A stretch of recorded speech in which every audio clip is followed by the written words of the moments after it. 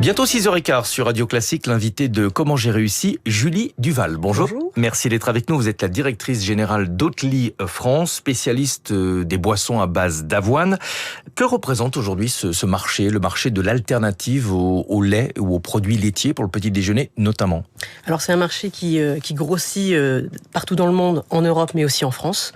Donc là, je l'ai pas pris avec moi le chiffre, mais j'ai une croissance énorme sur le marché des boissons à l'avoine et des catégories végétales, donc qui croît de plus de 12% sur le marché en 2025 sur la partie toute céréales, et l'avoine dans laquelle nous on s'inscrit particulièrement, qui a plus 30% sur les 11 premiers mois de l'année 2025. Pourquoi l'avoine par rapport à d'autres substituts au lait? On connaît évidemment les dérivés de soja. Oui.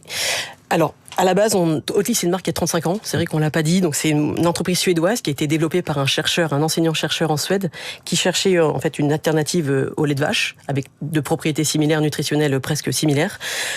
Et donc, du coup, il a développé l'avoine. L'avoine, ça pousse partout. L'avoine, c'est très bien équilibré avec des macronutriments, des lipides et des bonnes fibres. Et surtout, ça a un goût neutre. Et donc, c'est assez facile pour les gens qui veulent arrêter de boire du lait de vache et qui veulent passer au végétal. Et donc, voilà, il s'est concentré sur l'avoine. Et aujourd'hui, la France est en train de vivre aussi sa révolution avoine. On a parlé des problèmes d'œstrogènes qui sont liés à la consommation excessive de lait de soja. Est-ce que c'est le cas également avec l'avoine, ou est-ce que justement c'est son principal avantage? Alors, je n'en ai jamais entendu parler, donc je pense qu'il n'y a pas de sujet là-dessus.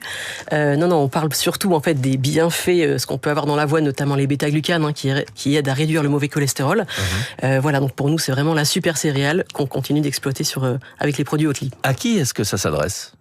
À tout le monde. Ouais. Alors bien évidemment, aujourd'hui, de par notre stratégie d'implantation, notamment en France, c'est ce qu'on a fait dans le monde entier, qui est une stratégie d'être d'abord dans les coffee shops, notamment parce que ce produit que je vous ai amené ici, le Oatly Barista, c'est un produit qui a été formulé spécifiquement pour se marier avec le café. Donc voilà, on va commencer à être présent dans les coffee shops. Ça fait une superbe expérience de dégustation. Et donc voilà, vous pouvez boire un latte avec celui-ci, vous pouvez boire un matcha. On parle aussi de boissons qui sont pas forcément caféinées. Et donc voilà, donc les gens vont potentiellement nous découvrir là-dessus et derrière nous racheter en grande distribution, puisqu'on est présent dans les deux circuits. Et donc ça fait un magnifique ruissellement entre le coffee shop et la grande distribution. Est-ce que le but, c'est de ressembler vraiment au lait dans les boissons préparées? Vous parlez de la Barista édition, ou est-ce que c'est un produit différent et il faut l'assumer? Parce que souvent sur les produits vegan, on essaye d'imiter ce qui existe déjà, des saucisses, des steaks. Est-ce que c'est le cas également pour les je sais pas comment vous les appelez, mais les alternatives au lait de vache? Exactement. Écoutez, ça s'utilise exactement comme un lait de vache. Alors ça, pour la simplicité d'utilisation, c'est assez simple. La petite différence, c'est que nous, on doit secouer la brique parce qu'on a énormément de fibres à l'intérieur pour avoir une boisson homogène au démarrage. Mais en tout cas, voilà, qu'on soit similaire ou non, peu nous importe. Les gens nous trouvent bons, c'est bon pour la planète, c'est bon pour le corps. Et là où on fait aussi une différence, c'est que c'est très bon en goût.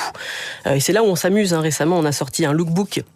On a repris les codes de la mode et on en a fait un carnet de recettes, mais vraiment plutôt haute couture. Et je fais le jeu de mots avec haute sur la haute couture.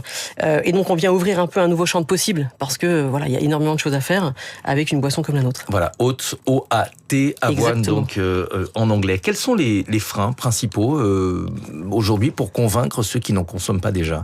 Le goût, ça reste le goût parce que en fait c'est un préjugé que les gens ont. Il y a beaucoup de gens, et notamment quand on a préparé cette émission, une personne m'a dit, mais moi j'ai goûté il y a 15-20 ans et c'était vraiment pas bon. Bon, je pense qu'il faut regoûter aujourd'hui. Il y a de nouvelles marques sur le marché, il y a de nouvelles formulations aussi. Et ce qui fait qu'aujourd'hui, c'est même pour moi quelque chose qui... on est largement meilleur peut-être dans certains cas. Il y a beaucoup de gens qui avaient arrêté le lait de vache, parce que voilà, c'est assez normal aussi, et qui reviennent sur des boissons végétales, notamment à l'avoine. Donc je pense que le goût maintenant, c'est un frein alors que ça doit être notre force. Ouais. Aujourd'hui, c'est un marché qui est devenu très concurrentiel. Il y a de plus en plus de marques. Qu'est-ce qui fait votre spécificité? Alors le produit en premier, voilà, comme je l'ai dit, on a une marque qui a 35 ans. Ce produit que j'ai avec moi, Barista, qui est notre meilleure référence, est né en 2014. On était les premiers à estampiller nos produits avec le petit label Barista. Vraiment, vous allez avoir une onctuosité, une crémosité qui est vraiment intéressante. Et donc, pour moi, le produit, c'est la base. Et ensuite, la stratégie dont je vous parlais, on a des baristas en CDI dans notre équipe en France. Alors, on est 20 salariés. On a quand même 4 baristas qui sillonnent, en fait, la France et notamment l'Île-de-France et PACA, qui visitent deux tiers des coffee shops qu'on visite sont avec du Oatly aujourd'hui, que ça soit en Île-de-France ou sur la côte Méditerranée. Et ça, je pense que c'est une différence importante parce que les gens nous découvrent et derrière, découvrent le produit, le trouvent bon et vont le rajouter racheter. Ça, c'est la colonne vertébrale de votre stratégie commerciale, Ouais, tout à fait. le porte-à-porte, c'est-à-dire enseigner, éduquer les baristas les uns après les autres. Alors les baristas, la plupart sont déjà très convaincus parce que le monde du café, notamment le monde du café de spécialité, est très international. Donc les baristas nous avaient même avant qu'on soit vendus avec un bureau en France. Maintenant voilà, ce qu'on veut, c'est pas être uniquement un ingrédient, c'est leur apporter des solutions. Aujourd'hui, on a énormément de chaînes de boulangerie, de chefs pâtissiers qui se mettent au coffee shop. Il y a une vraie vague de coffee shop en France. Et on vient accompagner aussi tous ces gens qui n'ont pas le savoir-faire barista. On vient les former, on vient leur montrer comment faire mousser une boisson végétale. Et ce qu'ils peuvent en faire avec. Donc c'est ça qui est vraiment intéressant pour ne pas être juste spectateur mais acteur de cette scène et de cette évolution du coffee shop. Entreprise suédoise, vous l'avez dit, comment se situe le marché français par rapport aux autres marchés? Vous avez une vision forcément plus globale? Oui, alors on a 3 ans en France, ça fait 3 ans qu'on a ouvert le bureau français. On grossit très vite, on a doublé le chiffre d'affaires les 2 premières années. Là, on fait 75% de croissance. Je pense que l'an prochain, ça sera encore des doubles chiffres de croissance. Maintenant, effectivement, on ne communique pas par pays, mais on a d'autres pays en Europe qui sont bien plus gros que nous. Moi, j'aime bien regarder l'Allemagne. Très bon exemple de croissance. Aujourd'hui, la boisson que j'ai devant moi, le Oatly édition Barista, c'est la 2e référence du rayon animal et végétal confondus.